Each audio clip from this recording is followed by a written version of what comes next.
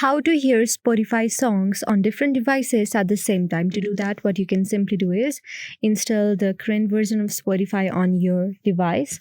If you have already done so, then open your Spotify. And after that, just open your song that you want to listen to. For example, I want to hear this song.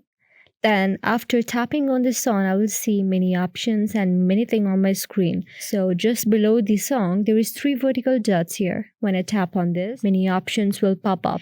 And among those options where I should click on is on the share button. After clicking on the share button, I can just copy the link, send on WhatsApp, SMS, or anywhere. But what I would like to prefer is copy the link and paste it in any other social medias or SMS or to anybody that I want to send it.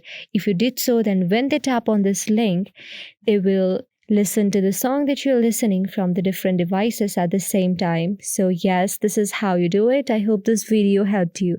If you liked our video, then please do subscribe our channel.